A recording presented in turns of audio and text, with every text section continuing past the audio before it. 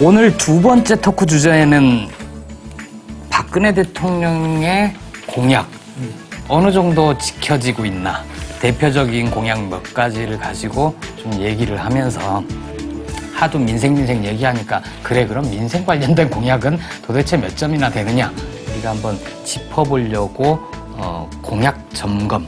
그 본격적인 토크 들어가기 전에 제가 참 인상적으로 봤던 것 중에 미국의 언론사 중소규모 국제적인 명성이 있는 데는 아닌데 거기에서 아예 사이트 하나를 만들어서 이름이 아마 제 기억이 맞다면 politifact.com 그럴 거예요.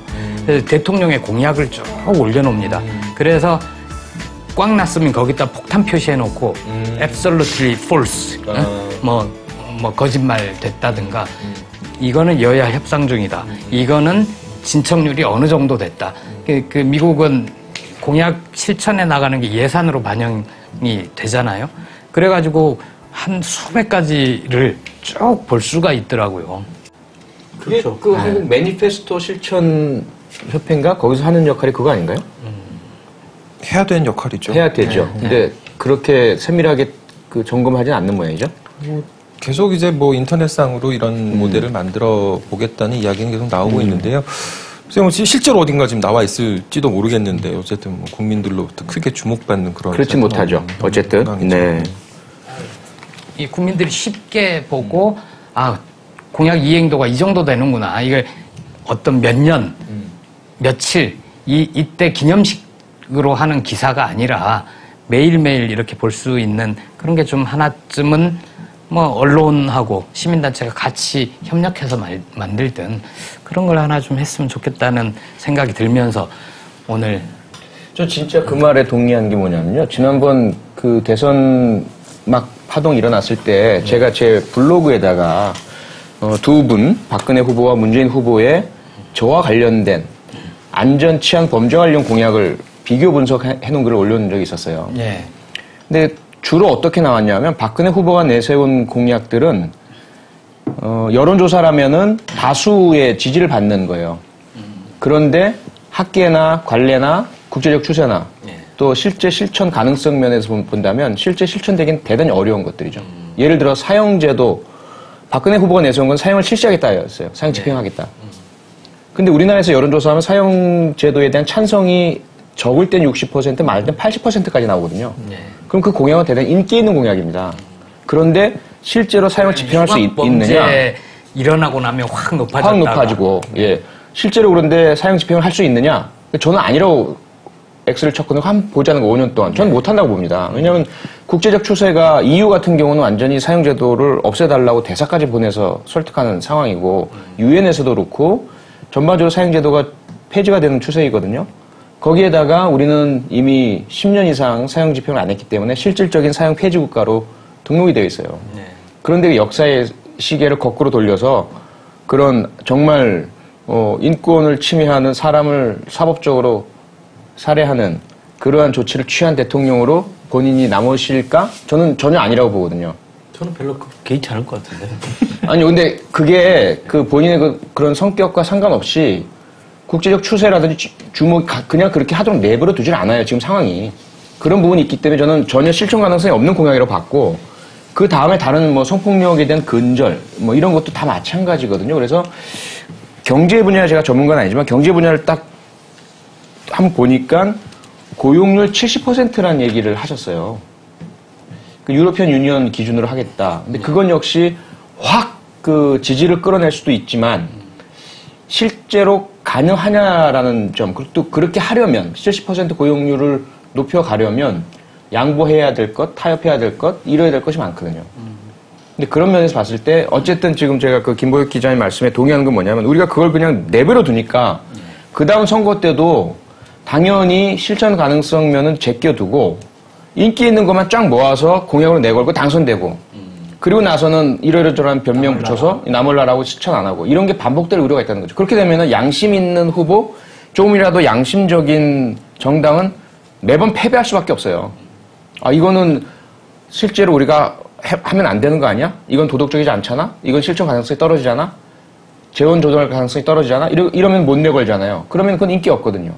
이건 분명히 우리가 바꿔 나가야 불리한 거죠. 그렇죠. 그렇게 하면. 예. 김어준의 뉴욕타임스 시절에 오건호 실장님을 모셔가지고 한번 얘기를 해본 적이 있었죠. 총선 때였던 것 같은데 네. 공약 볼 필요 없다고. 그날 이제 네. 2시간에 걸쳐서 이제 공약을 계속 집중적으로 점검해 오신 분이기 때문에 이제 모셨던 거였는데 실컷 이제 공약을 분석을 하고 비교를 하고 한 다음에 이제 마지막에 하지만 안 지킬 거기 때문에 볼 필요가 없다 이런 얘기를 한 적이 있었죠. 안타까운 말이에요. 그 안 지킬 거기 때문에 뭐 볼 필요 없다는 건 굉장히 현실적인 판단이고 저는 그거랑 좀 또 다르게 사실은 공약에 대해서 뭐 그렇게 비중을 두는 편은 아니에요. 왜냐하면 이 대통령이라는 거나 무슨 특히 이제 뭐 지평을 맡은 대통령의 경우에는 앞으로 5년을 다스릴 사람이기 때문에 지금 시점에 앞으로 5년을 다 예상해서 뭐 공약하는 건 불가능하거든요, 사실은.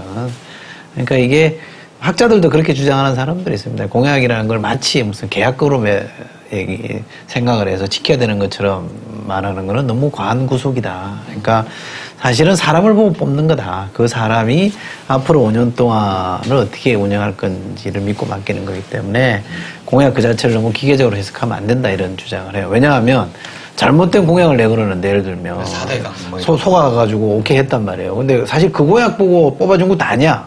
그냥 여러 가지 고려해서 그냥 그 사람 뽑아준 건데 마치 이게 다 오케이 한 것처럼 해서 밀어붙이면 그것도 감당할 수 없는 거기 때문에 안 지키실 때의 폐해도 있지만 또 무조건 지키려고 할 때 폐해도 있는 것도 사실이거든요. 그래서 사실은 잘 선별해줘야 되는데 그러나 지금 우리가 오늘 다루는 거는 여야 할 것 없이 사실은 대체로 내걸은 공약이고 시대 과제라고 했던 것들인데 이거를 만약에 대통령이 안 지킨다 그러면 그야말로 그건 빌공제 공약이고 시건이 되는 거기 때문에 일반적인 공약과는 다르게 저는 취급해야 된다고 생각해요. 그래서 반드시 이 문제는 짚어야 되는데 NLL 공세나 이런 것들이 여당이 저렇게 막무가내로 나오는 것에 상당 이면은 숨어있는 이면 중에 하나가 복지나 경제민주화를 후퇴시키고 있다는 거예요.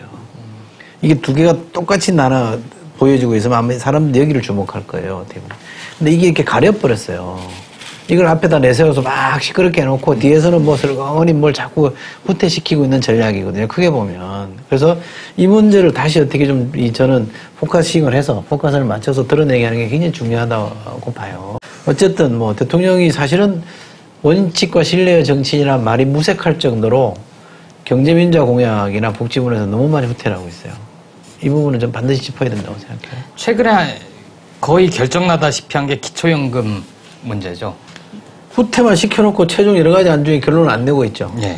뭐죠? 보건복지부 장관 밑에 무슨 위원회, 국민행복 뭐 만들어 놓고 또 노동 쪽 일부는 또 나가버리고 하는 그런 거 와중에 복수의 안을 던져놓고 아직 결론을 못 냈죠. 근데 그러니까 복수의 안이 애초에 박근혜 후보 시절에 공약은 한데 없어졌어요.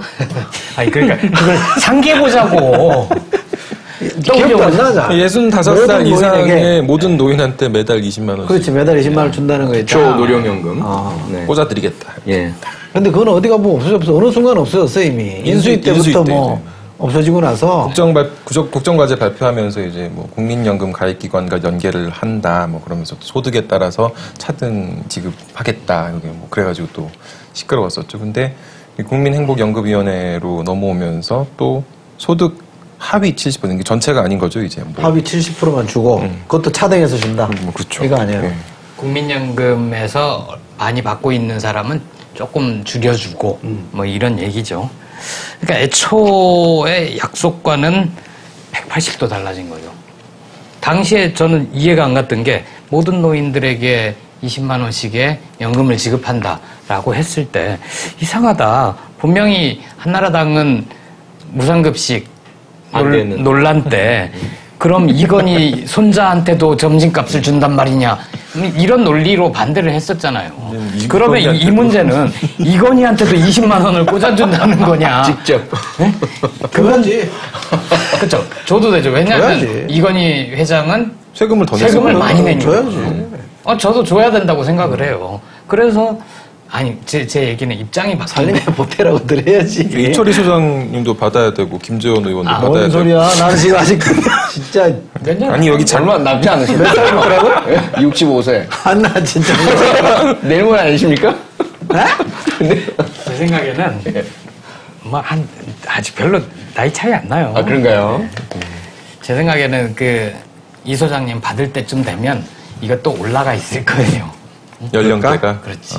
60 연령대가 올라간다고? 연령대가 올라간다는 거죠. 금액이 올라가세요. 아니, 문제는 그러면 사실은 노인분들이 많이 화를 내셔야 될 텐데 그런 기미가 전혀 안 보이고 있거든요. 노인분들이 이전에 연금을 어떤 방식으로 받는지 잘 모르겠는데 근데 아무튼 금융기관에 가서 이거 대통령이 20만 원 주기로 했다는데 왜 아직도 이거밖에 안 주냐고 화내는 분들도 있대요. 아, 있으시죠? 그러니까 이분들이 표현을 잘 안 할지 하시죠. 몰라도 속으로는 이게 굉장히 화가 나는 일이죠. 왜냐면 20만 원이라는 현금을 약속한 거였잖아요. 그럼요. 그죠? 제 장인어른이 국민연금을 마지막에 몇 년 안 넣으셔가지고 20만 원이 채 안 되시는 것 같더라고. 근데 거기 20만 원을 더 더해준다고 그러면 큰 돈이잖아요. 그죠. 근데 이게 공수표가 돼버린 거 아니에요. 그럼 화날만 하죠. 저는 이게 차곡차곡 쌓인다고 봐요. 원래는 이제 하위 70%한테 10만 원씩 주는 게 이제 노령연금이었는데 거의 뭐 지금 10만 원 주나요? 네, 거의 8만 원이 얼마 아닙니까? 10만 원, 그러니까 약 10만 원으로 볼 수 있겠죠. 대략 뭐 이것저것 생각하면. 근데 그거랑 뭐 거의 차이 없는 것 아니냐 이런 지적까지 나오는 상황인 거죠. 그게 이제 뭐 저는 바꿀 수는 있다고 봐요. 공약을 했는데 그 공약을 지키려고 보니까 정부의 재정 사정이 그렇지 못하다. 그러면 뭔가 최소한 설명은 있어야죠. 그렇죠. 예. 양해를 구하고 예. 동의를 얻고 그런 소통과 합의 과정을 거쳐야죠. 이런 게 사실은 대통령이 얘기하고 국회에서 여야가 논의를 해야 되는 거죠. 그렇죠. 야당이 사실은 이런 문제를 가지고 충분히 논의해서 동의해주면 그렇죠. 그거는 이제 국민들에게 양해해줬다 이런 걸로 해석할 수 있는 거잖아요. 그럼 대통령이 나서서 설명하고 또 국회 논의 절차를 거쳐서 정리를 해줘야 되는 게 맞거든요. 없잖아 그런 얘기가. 이런 얘기에 대해서는 그 부분이 정부에서 낙서. 그러니까 제가 계속 드리는 말씀이 그거잖아요. 이게 국정원 문제 털고 가시라. 제발 시원하게 있었던 일 그대로 드러내고 책임자 처벌하고 다시는 이런 일 없도록 하고 근데 본인이 국민의 동의를 얻을 수 있는 사과를 진정성 있게 하시고 그럼 주변에서 많이 도와드릴 거란 말이에요. 지금 일부 국민들께서 사과가 필요하다. 무슨 사과냐. 사과란 말 꺼내지도 마라. 이런 분도 계시긴 하지만 우리 국민들이 다수는 또 마음이 약하시거든요. 그렇게 딱 털고 나가면 그 다음에 지금 협조받을 일이 얼마나 많습니까? 지금 경제 문제, 복지 문제, 대북 문제, 국제 외교 문제 이런 부분에 있어서 혼자 가능해요. 야당이 협조를 받아서 지금 이철 소장님 말씀처럼 야당이 협조해주면 국민들께 동의해 주시는 효과가 나잖아요. 그렇죠. 그게 정치일 텐데 이 과거의 국정원 사건 이거 하나 가지고 지금 벌써 집권 이후 7개월 동안을 아무것도 못하면서 질질 끌어오고 덮고 그거 덮으려고 NLL 문제 꺼내고 국가기밀 유출시키고 참 저는 너무 답답합니다. 너무 답답하고. 근데 이 소장님 말씀대로 그걸로 정쟁화를 시켜놓고 실제 꼭 필요한 문제들, 복지 문제, 기초연금 문제, 이게 사회적인 쟁점이 될 만한 문제들은 슬그머니 뒤로 밀어놓거나 후퇴하거나 뭐 이런 효과가 있는 거잖아요. 그거 나중에 야당 탓하려고 그렇죠. 이거 실제로 하려고 했는데 NLL 이런 거 없이 국정원 건 없이 만약에 후퇴했다. 그러면 모든 분들이 화내시겠죠. 화내시겠죠. 너 임마 왜 니들 그럴 수 있어 이럴 텐데 이게 뒤로 싹 숨어버리고 NLL이 딱 나오니까 노인분들이 저거 그래도 분노하신 거야. 이게 북한한테 우리 뭐 영토를 내줘 뭐 이러니까 더 분노하신 것 같아요. 그러니까 이게 썰 이렇게 해놓으니까 노인분들이 여기는 화가 나지만 이거 봐서 지금 참는 모양새거든요. 근데 이거는 좀 속으로 다 이게 쌓이는 거예요. 터져 나와요 어느 때 되면. 언제 터져 나오나요? 그걸 알면 제가 이렇게 생각하. 따졌죠. 아까 말씀하신 국민행복연금위원회 그쪽에서 뭐 안을 일단 만들어 놓기는 했어요. 앞으로 절차가 그러면은 이게 국회로 오나요? 아니면 행정부로 가나요? 법을 바꿔야 될 거요? 그렇죠. 네. 결국은 네. 뭐 국회에서 어떻게 됐든 나중에 어차피 국회는 와야 되죠.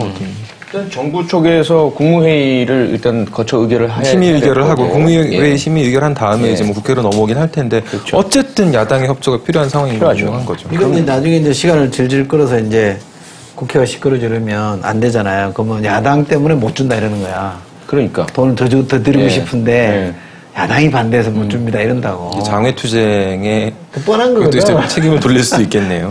그것도 있었잖아요. 그 암, 심장병, 뇌질환, 4대 중증질환. 희귀병, 4대 중증질환. 발언으로 복지부 관계자 워딩으로 나온 거는 이 기초연금하고 암, 심장병, 뇌질환, 희귀병 같은 이 4대 중증질환 실행 방안을 검토한 결과 인수위안대로 하긴 좀 어려울 것 같다는 이제 그런 워딩이 나왔죠. 이것도 무슨 간병비하고 뭐는 다 빠진 거 아니에요, 그죠? 빼버린 기로 한 거 아니에요? 인수위 시절에도 이게 좀 약간 후퇴되지 않았었던 그때 거예요? 됐었죠. 네. 예. 대통령 후보 간 3차 양자 토론 때 네.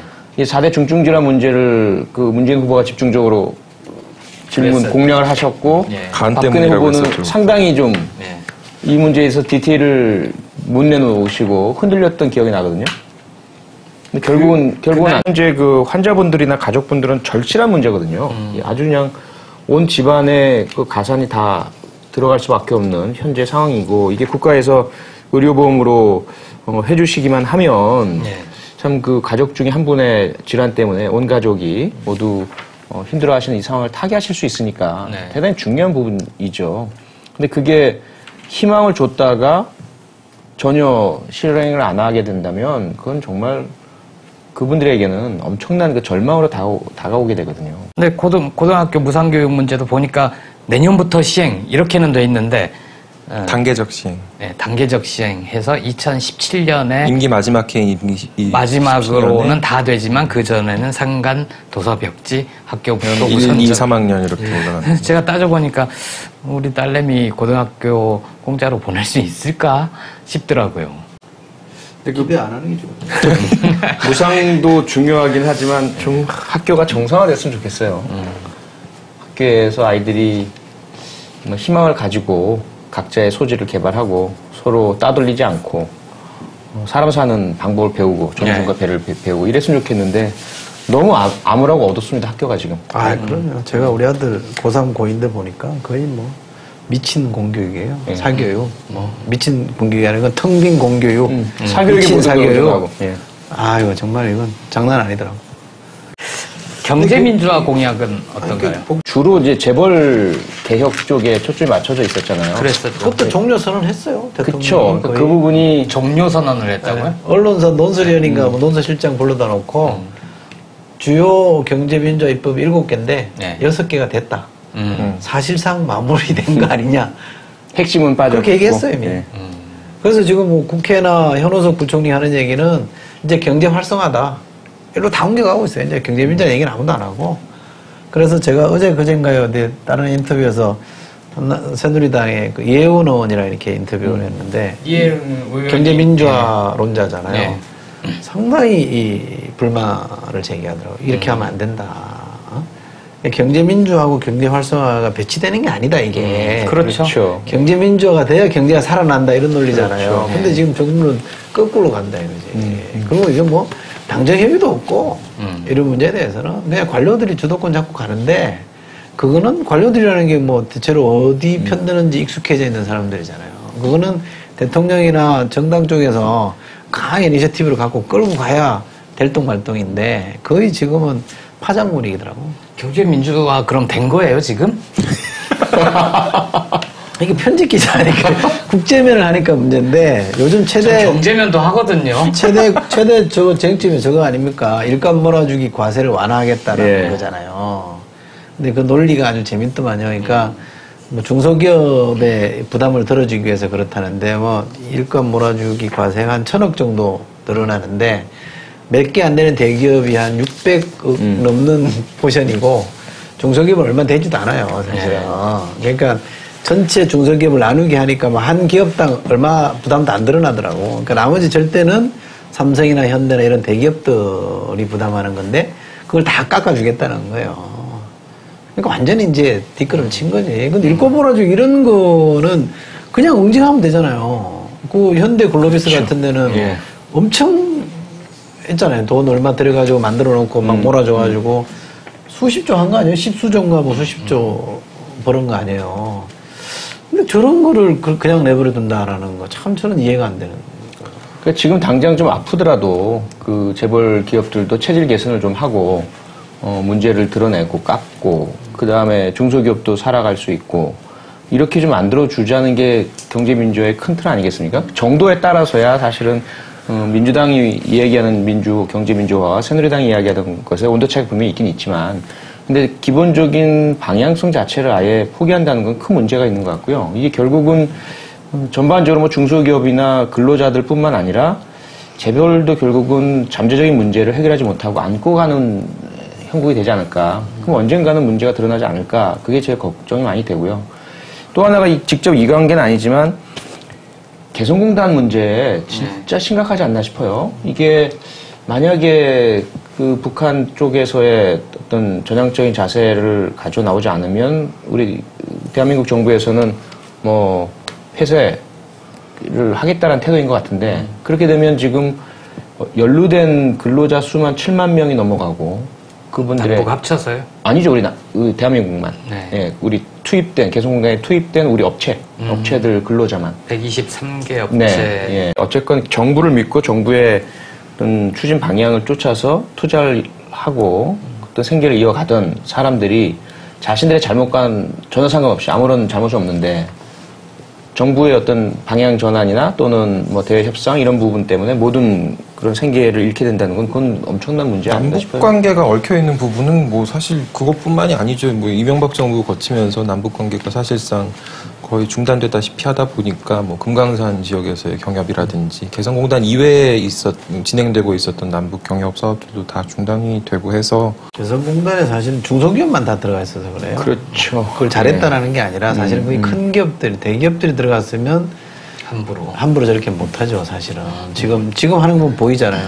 개성공단에 들어가 있던 이번에 지금 막 비대위 꾸려가지고 막 항의하고 뭐 쉬운 문제인데 왜 못 푸냐 이렇게 얘기해도 뭐 콧등으로 안 듣잖아요. 근데 만약에 대기업들이 좀만 문제 제기하면 다 그건 우선 들어주고 고민 얘기하잖아요. 대통령이 미국 갔을 때 GM인가 누구 회장이 뭐 통상임금 얘기하니까 뭐 그것도 해결해 주겠다 막 이렇게 얘기하잖아요. 업체들로서는 북한에 공약이잖아, 대한 남북 관계. 어떤 책임 추궁보다는 가까이 있는 우리 정부에 대한 어떤 자꾸 의존을 하게 되고 호소를 하게 되는 거니까 좀 우리 정부가 그분들에 대해서는 좀 어떻게든 책임을 줬으면 좋겠어요.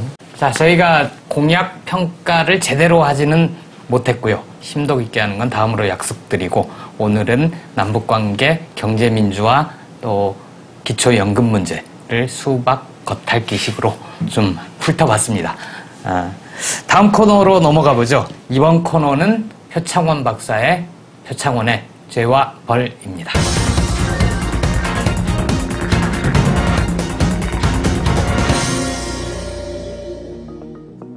새누리당 김진태 의원님, 잘 아시다시피 전 대표적인 경찰 수사권 독립론자이며 검찰에게 지나치게 집중된 권한과 검사들의 권력지향적인 행태를 비판해오던 사람입니다. 하지만 이번 국회 국정조사를 지켜보며 처음으로 검찰과 검사, 검찰 직원들이 불쌍하다고 느끼게 되었습니다. 자기 자신의 출세와 자신이 속한 정당의 이익을 위해 자신을 위해 일했던 후배 검사의 개인 정보를 이용해 그를 불순한 종북 분자로 몰아 공적인 삶 자체를 파괴하고 자신이 속했던 검찰 조직을 종북 조직으로 폄훼하는 김진태 의원 덕분입니다. 우리는 잘 알고 있습니다. 검찰총장이 주도하고 여주지청장이 팀장으로 있으며 검찰 공안부와 특수부, 정예 검사들이 참여한 이번 검찰 국정원 사건 특수수사팀은 당신께서 종북으로 모는 당신의 후배 검사 한 사람에 의해 왜곡되거나 조종되지 않는 조직이란 것을, 그리고 수사보고서 작성 과정에 그 말단 검사 한 명의 사적인 의견이 개입될 여지는 거의 없다는 것을. 김진태 의원님, 전 지난주 당신의 지역구인 강원도 춘천을 방문해 거리에서 춘천 시민들을 만났습니다. 그분들이 비록 다수는 아닐지라도, 그래서 당신의 재선에 지장을 초래하지는 않을지 몰라도 다수의 춘천 시민들은 당신을 많이 부끄러워하고 있었습니다. 김진태 의원님, 같은 범죄수사 분야 종사자로서 부탁드립니다. 당신 개인이나 소속 정당의 이익을 위해 진실을 외면하고 억지를 주장하실 자유를 막지는 않겠습니다. 막을 힘도 없고요. 하지만 부디 당신의 후배 검사의 인생을 망치고 당신이 소속되었던 조직의 위상을 떨어뜨리는 일만은 하지 말아주시길 간곡히 부탁드립니다. 정의로운 검사를 꿈꾸는 우리 아이들과 청소년들의 마음에 검은 구름이 끼지 않게 해주시기 바랍니다.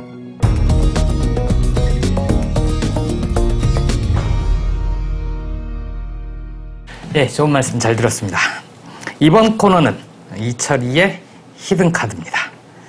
제가 첫 번째 질문을 먼저 읽겠습니다. 부산에서 윤형삼님이 보내주셨습니다. 이철이 소장님께 질문 드립니다. 현재 민주당 내 분위기를 보면 친노니 비노니 하며 편을 가르고 서로 싸우고 있는데요. 짧은 소견입니다만 민주당이 노무현 전 대통령님께 너무 얽매여 있는 듯하네요. 김한길 대표님의 리더십과 비전이 아쉬운 대목입니다. 결자 해지에 그런 용단이 필요한 때가 아닌가 싶은데요. 이 소장님의 보관이 듣고 싶습니다. 현재 민주당의 분열을 어떻게 돌파할 수 있을까요?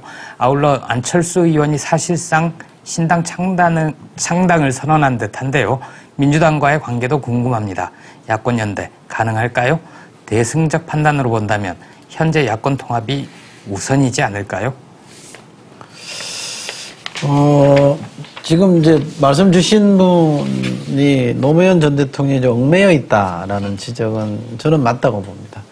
뭐 노무현 대통령한테만 얽매여 있는 게 아니고 김대중 대통령 포함해서 민주정부 10년의 경험에 지나치게 얽매여 있는 건 사실입니다. 그래서 지난 대선도 저는 기본적으로 그 과거에 너무 연연한 과거의 틀을 다시 한번 이렇게 재현해 보려고 하다가 잘 안 됐다고 저는 생각하거든요. 대선이라는 건 항상 새로운 전략과 새로운 상상력을 발휘해서 치러야 되는데 너무 2002년 모델을 좀 따라가려고 하다 보니까 잘 안 됐다고 생각해서 저는 좀 달라져야 된다는 문제의식은 좀 충분히 뭐 많이 여러 번 지적도 했고요. 좀 그래야 된다고 봅니다. 또 김대중 대통령과 노무현 대통령이 실패한 대통령이어서 그렇다는 게 아니라 성공한 대통령입니다. 그러나 새로운 시대로 가려면 그때는 민주시대라고 한다면 지금부터는 사실은 복지시대로 가는 거잖아요. 그러면 이 복지시대를 감당하려면 새로운 브랜드를 가진 새로운 대통령이나 리더가 나와야 되는 거는 뭐 당연한 사실이기 때문에 저는 빨리 좀 벗어나야 된다고 생각합니다. 근데 그 벗어나는 거를 막 강박하듯이 그렇다고 지금 여기서 뭐 스탈린 격하운동 하듯이 노무현, 김대중 격하운동 할 수는 없는 거니까 이게 터닝 하는데 이렇게 좀 벗어나는데 좀 시간이 좀 걸린다라고 생각합니다. 저는 제 감으로 좀 더디게 진행돼서 아쉬움이 있긴 합니다만 뭐 앞으로 다음 대선 때까지 저는 이렇게 쭉 벗어나서 새로운 걸로 좀 가지 않을까. 그런 이제 변화나 교체기에 와 있다라고 저는 생각하고요. 그 교체의 양태나 속도가 좀 더딘 거에 대해서는 저도 좀 아쉬움을 많이 갖고 있습니다.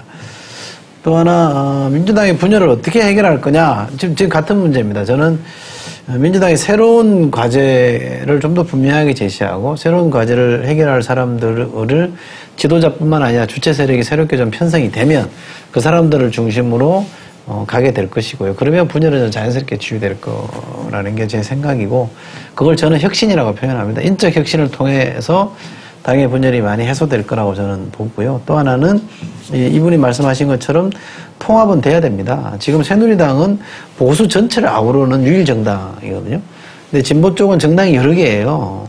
원체 덩치도 작습니다만 또 여러 개로 쪼개져 있는 거기 때문에 이거는 저는 이렇게 정돈을 해줄 필요는 있다고 생각합니다. 그래서 뭐 하나의 정당으로 될지 안 될지는 모르겠습니다만 최소한 2개 정당으로 저는 재편돼야 된다고 보고 그 과정에서 안철수 쪽도 신당을 만들든 안 말든 같이 합류해서 제3의 저는 통합신당을 만들어야 된다고 보고요. 그것이 다만 2011년도 했던 통합과는 조금 더 혁신적인 모습으로 조금 더 새로운 사람들이 많이 등장하는 형태로 됐으면 좋겠다라는 게 제 생각이고 시기는 10월 재보궐선거까지는 뭐 양자들이 각자 겨뤄보고 지방선거 전에는 합치가 되지 않을까라는 게 제 생각이고요. 그 이후로 넘어가면 조금 더 뭐 힘든 상황이 올 수도 있어서 또 사실 이렇게 뭐 언제는 되겠지라고 마냥 기다릴 수는 없는 거고 왜냐하면 그 중간에 사실은 선거지고 이러면 역시 고통은 일반 서민이 야권 지지층이 받는 거기 때문에 저는 타이밍상으로 보면 내년 지방선거 전에 해야 된다라고 생각합니다. 지난 대선 그 후보 그 선정 과정에서 민주당 내에서 친노 비노 간의 감정의 골이 대단히 깊이 피폐어 있지 않았는가 이런 게 많이 느껴지거든요. 그래서 결국은 문재인 후보가 최종 선출이 되신 이후에 밖에서 볼 때는 민주당 내에 그 친노가 아닌 비노나 반노 쪽은 대단히 적극적이지 않은 선거 참여를 하지 않았나 그런 것들이 많이 느껴지고 선거가 딱 끝나고 나니까 책임론이 바로 불거지면서 반격이 이루어지게 되거든요. 그래서 양자 간에 상당한 이 감정의 골이 더 깊어지는 문제로 이어지고 그 와중에 국정원 문제를 또 다뤄야 되다 보니까 당내 통합과 화합이 이루어지지 않은 상태에서 외부적인 문제를 맞서 싸우고 있단 말이에요. 그때 이제 김한길 대표가 당대표가 되면서 사실은 이게 갈라지고 찢겨진 당의 대표가 돼서 할 수 있는 일이 그렇게 많지 않은 것 같은 느낌이 많이 들어요. 그래서 많이 비난도 많이 들으시고 욕도 많이 먹으시고 그러면서 국정원 사건에 대한 민주당 내 통합적인 대응도 이끌어내기 어렵고 그런 부분들을 우리가 좀 이해는 해주실 필요가 있을 것 같아요. 그러면서 앞으로가 더 중요하다. 앞으로는 좀 문재인 의원도 적극적인 노력을 해주셔야 될 것 같고 어쨌든 당내에서 그런 지난 대선 간에 발생했던 갈등과 골 이걸 좀 해결해 주시고 내부에서 그런 다음에 이제 안철수 의원 측과도 좀 그런 연대와 통합 이런 부분들이 일어나서 대통합의 그런 화합의 모습들을 김한길 대표가 리더십 발휘해서 하시든지 아니면 당내 그런 여러 리더 역할을 하시는 분들이 함께 노력을 하시든지 그래야만 아마 될 것 같다는 그런 느낌이 많이 듭니다. 새누리당의 예를 좀 들어보면 97년 대선에 졌을 때 새누리당도 어수선했잖아요. 네. 그러다가 조금 시일이 지났는데 이회창 총재가 다시 등장해서 당을 정리를 했거든요. 2002년에 지고 나서는 이회창 총재는 은퇴했으니까 결국 박근혜 대표가 등장해서 또 수습을 했단 말이죠. 그렇게 보면 역시 이제 차기 가능성을 가진 사람들, 차기 주자들이 등장해서 당의 리더십을 확고하게 장악하는 게 해답일 겁니다. 근데 그 과정에서 이제 여러 경쟁자들이 또 각축하고 이러는 모습을 보이면 또 당의 역동성도 늘어나는 거니까 지금은 민주당이 패배를 수습하고 새로운 리더십이 가기 위한 좀 과도기에 있다라고 저는 그렇게 봅니다. 그 과도기의 과제만이라도 김한길 대표가 잘 풀어주면 저는 충분히 성공적이라고 보거든요. 그런데 NLL 문제나 이런 거는 저는 문제를 푸는데 별로 도움이 안 된다고 보기 때문에 조금 이제 비판적으로 계속 얘기를 했던 거고요. 정리될 거라고 봅니다. NLL 문제는 이 여러 가지 효과를 거두는 거였네요. 대단한 표 박사님 얘기를 들어보니 방공의 이 향수를 불러 일으키는 거에 더하여 그 소재를 꺼냄으로써 민주당 내 갈라져 있는 이 틈을 더 파고 들어가는. 그렇죠. 그렇죠. 그래서 그 처음에 국정원 사본 공개했을 때 그때 여론이 대충 정리가 됐을 때 그때 끊었어야 돼요. 그랬어야 하죠. 그때 국정원으로 돌아와서 파상 공세를 펼쳐서 국정원 개혁까지는 밀고 갔어야 돼요. 저 이 수장님 말씀에도 일부 동의를 하는 대목이 그거는 좀 길게 보면 옛 질서는 무너졌는데 새로운 질서는 생겨나지 않은 거예요. 그런 점에서 과도기라는 점은 맞는 것 같고요. 개인적으로는 굉장히 불편한 게 저도 대선 전에 민주당을 출입하면서 쭉 취재를 했는데 당시 보면서 이해가 안 갔던 대목이 이게 마치 이 상가 조합 비슷하게 여러 이권단체들이 예전에는 물론 그게 좋은 건 아닙니다만 누구의 당, 이 당의 주인은 누구, 이렇게 일사불란함들이 있었다면 그 뒤에 제가 새로 출입하면서 본 때는 마치 이 작은 영주들이 잔뜩 난립해 있는 형태. 이제 노무현 대통령 돌아가신 지 꽤 됐잖아요. 그럼요. 그러면 이제 친노, 비노, 반노 이런 표현들은 좀 없어져야 돼요. 없어져야죠. 만약 지난 대선의 갈등과 골 이런 거면은 당시에 후보를 가지고 하든가 친문, 비문, 반문 이러든가 왜 아직도 그분이 굉장히 강렬한 이미지에 또 그분을 중심으로 모인 분들이 강렬한 인상에 이런 게 있을 수 있지만 아무튼 그런 점에서는 그 표현 자체는 대단히 극복되어져요. 예. 개별 의원들이 자기 지역구에 신경 쓰고 자기의 정치적 앞날에 대해서 고민하는 건 당연한 일 아닌가요? 그건 맞아요. 그 속에서 이제 공통의 관심사 그리고 공통의 과제, 공통의 어떤 아젠다 같은 걸 갖다가 끌어내는 게 리더십일 텐데 리더십이 뭐 없었던 지난 한 몇 달 동안의 리더십 공백기에 대해서는 비판을 해야죠. 뭐 비판 많이 받아야 될 부분인 거고. 많이 받았죠, 비판. 이제 앞으로 받았고. 그런데 네. 지금 더 해요. 그건 이제 내년에 지방선거 있기 때문에 중진 의원들 같은 경우에 마음이 콩밭에 가 있는 분들 많습니다. 그러겠죠. 그분들도 그 속에서 또 이제 정리를 해야 되는 또 다른 리더십이 이제 강력한 리더십이 필요한 단계인데 앞으로는 뭐 지난 실수를 하지 않아야 한다는 그런 과제도 있겠죠. 두 번째 질문, 표 네. 박사님이. 예. 제가 질문 드리겠습니다. 안녕하세요. 경기도 용인시에서 이필주 씨가 보내주신 질문인데요. 전두환 씨에 대한 추징금 환수 작업이 계속되고 있는데 저는 늦었지만 잘 하는 거라고 봅니다. 그런데 저는 전두환 씨도 문제지만 이명박 정권의 경우 4대강 사업에 대해서도 늦기 전에 전반적인 조사가 시작되어야 한다고 봅니다. 감사원의 지적도 있었지만 곳곳에서 부실과 뒷돈 거래 등 많은 문제점이 드러나고 있는데 이 문제에 대해 여야의 합의로 국정조사가 시작될 수 있다고 보십니까? 만약 하게 된다면 새누리당은 지금의 국정조사에서 하는 모습을 보이면서 대충 끝내려 할까요? 궁금합니다. 이렇게 주셨어요. 이거는 뭐 국정조사보다는 좀 상대적으로 쉽죠.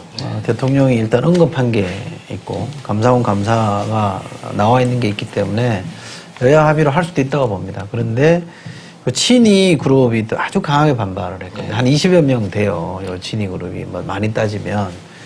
근데 지금 새누리당이 가지고 있는 의석이 과반수는 없습니다만 20석이 빼버리면 과반이 안 돼요. 묘한 지금 구도가 있거든요.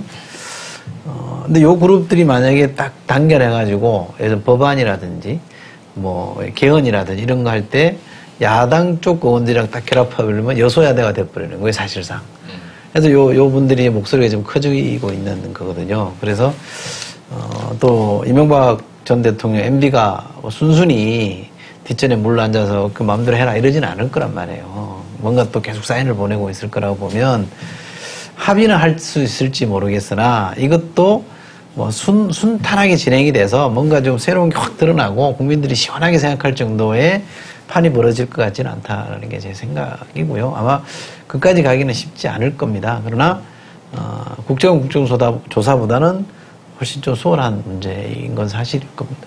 그 4대강에 들어간 22조 원 이상의 돈도 있지만 이후에 들어갈 돈이 더 많다면서요? 보수 문제라든지. 계속 유지 보수를. 보수 문제도 있고, 그 다음에 그럼에도 불구하고 전혀 활용도도 떨어지고, 수질 문제도 생기고, 오염 문제 계속, 뭐, 녹조 현상, 적조 현상이 계속 나타난다고 하고, 그러면 현재 박근혜 정권에서는 이 문제를 털지 않을 수가 없는 커다란 골칫거리잖아요. 그러면 꼭 국정조사를 안 한다 하더라도 어떤 형태로든 이 문제에 대한 책임 추궁과 단죄, 그래서 국민들의 어떤 이해와 동의를 구할 수밖에 없는 상황이라서, 국정조사라는 형태로 해결하는 것도 상당히 좀 괜찮은 옵션이 아닐까, 현 정권으로 봤을 때. 국정조사는 할 수 있을 거예요. 예. 할 수 있을 겁니다. 근데 제가 좀 그런 게 뭐냐면, 지난번 국정원 사건 때 이재호 의원이라든지 몇몇 친의원께서 좀 전향적인 발언을 하시는 게 있잖아요. 그때는 이분들 대단하다 했는데 좀 돌아서서 보니까 그게 하나의 경고였을 수도 있겠다. 그럼요. 이거 만약에 4대강이라든지 전 정권 걸 자꾸 꺼내면 우리가 국정원권을 야당이 유리하게 이야기할 수도 있겠다라는 그런 경고였다면 이건 참 순수하지 않은 그런 발언이지 않을까라는 생각이 그러니까 들어요. 정신이죠. 그런가요? 그런 이명박 정부 시절에 이 4대강 사업에 대해서 굉장히 비판했던 게 또 친박 의원들이었죠. 예. 내부에서 좀 확 갈라지면 괜찮지 않을까, 당이. 4대강 사업은 제 생각에는 이 당군 이래 최대 대국민 사기극으로 분명하게 밝혀질 거라고 생각합니다. 그럼 뭐 삭제된 파일들이 막 지금 나오고 있다면서요? 컴퓨터 보고 나니까. 그래서 실제로 뭐 운하였다는 것부터 시작을 해서 파기시킨 파일들이 다 복원되니까. 이거는 이제 환경 침해의 측면도 있고요. 예를 들면 부정부패 측면도 있고 또 예산을 이쪽으로 다 전용해 쓰다 보니까 또 민생 쪽으로 이게 이제 허점이 생긴 또 민생의 측면도 있고 여러 가지가 있어요. 그러니까 4대강 사업이라는 것도 공직자의 거짓말은. 그렇죠. 여러 가지 한 가지 문제로만 쳐다볼 수 없는 그러니까 아주 복합적인 문제가 걸려 있기 때문에 이 문제도 저는 국정조사를 만약 하게 된다면 제대로 좀 해서 정리하고 넘어가야 될 부분이 있을 겁니다. 이건 정말 여야가 정말 그 당리당략 말고 전부 경쟁적으로 여야가 오히려 더 누가 더 파내느냐 이렇게 좀 해줬으면 좋겠어요. 근데 그 20여석 예. 그분들이 그걸 정확해야 돼요? 잘 봐야 돼요. 예. 아니 저는 국정조사 제대로 하면은 우리 그분 좀 볼 수 있을까 했었거든요. 텔레비전에서. 네. 근데 4대강 국정조사에서는 못 피하고 나오지 않을까요? 그럴 수밖에 없지 않을까요? 근데 20석에 주목을 해도 야당이 있잖아요. 야당도 지금 이제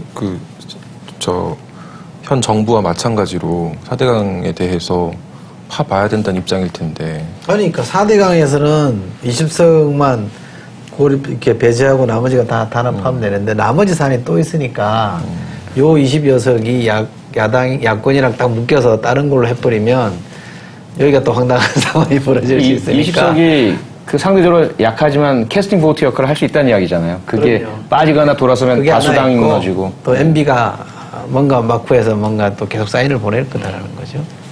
자, 오늘 이철이의 히든카드에 질문 보내주신 시청자분들께도 김용민의 한국 종교가 창피하다 책을 보내드립니다.